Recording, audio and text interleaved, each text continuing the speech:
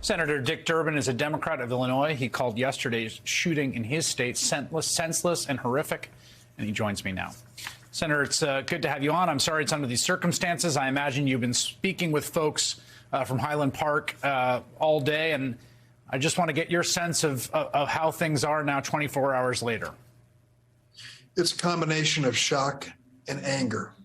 Shock to think of the possibility that you would take your children or grandchildren to this Highland Park 4th of July parade in one of the safest communities in our state, maybe in the nation, and have them subjected to this kind of random violence, killing people and injuring so many others.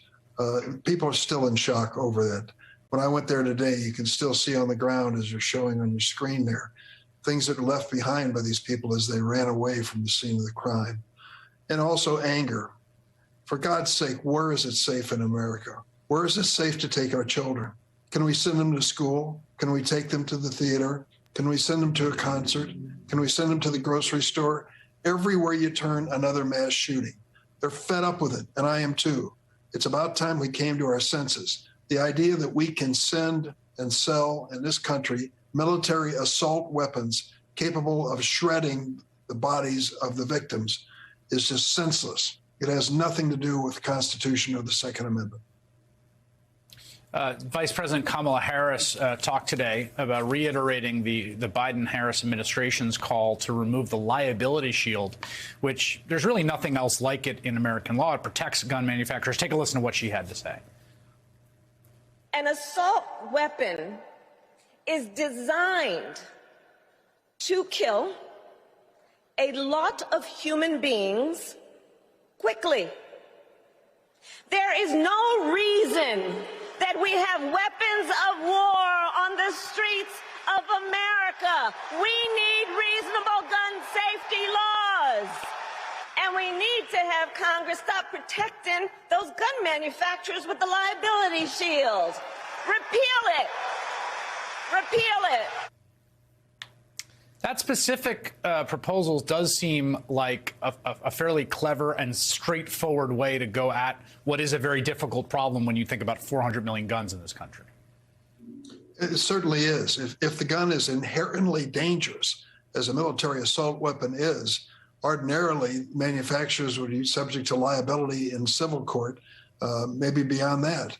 But because the gun industry had control of Congress at a moment and put in this provision which exempts them from the same standards of liability which virtually every other manufacturer faces, then they can't be tested on the question of whether it is inherently dangerous. I agree with her. There's some interesting comments from Mitch McConnell, which we spoke about before you were on, in which he was pretty frank about the politics of this. And I thought it was a sort of interesting admission on his part that basically he said he supported the bipartisan gun safety legislation that was hammered out between Chris Murphy and John Cornyn for straightforward political reasons. There are voters that he wants to reach and get back to voting for Republicans who care about this issue, and he wants to take it off the table for them. And I wonder if that gives you what you make of that and what it means for the political calculations in Congress in the aftermath of another one of these horrific shootings. Well, let's talk about the calculation in November. And I understand completely what Mitch McConnell is saying, and he's brutally honest about that. He does not want to talk about the overturning of Roe versus Wade in November. He does not want to talk about lessening the power of the Environmental Protection Agency to protect our clean water and clean air. He does not want to talk about the horrific killings and these mass shootings that are killing innocent people in every corner of America with these horrendous military weapons. He wants to focus on whether Joe Biden pulled out of Afghanistan too soon, whether inflation can be dealt with successfully by Republicans as opposed to Democrats, and a couple other discrete issues. Anytime you change the subject from his agenda, he wants to end the conversation.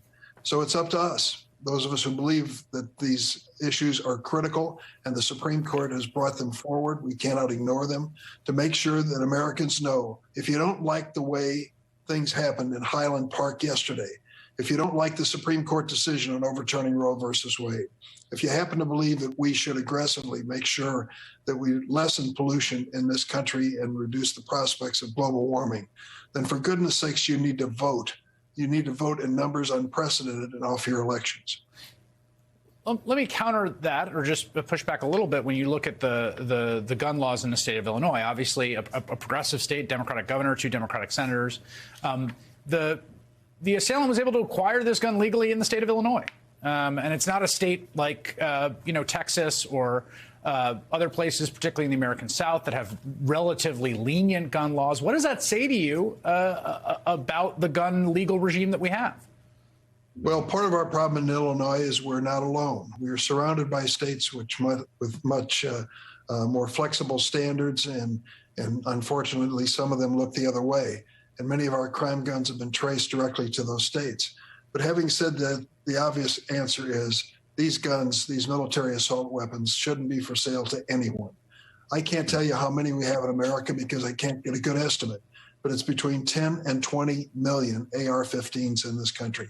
Remember that, 10 to 20 million. And we have 400 million firearms altogether.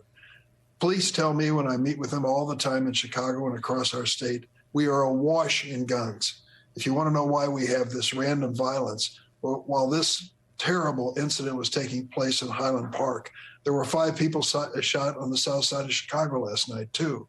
So we have this going on constantly because we have too many guns. They go way too far in terms of the numbers and the gravity of the results of them being used in these crimes.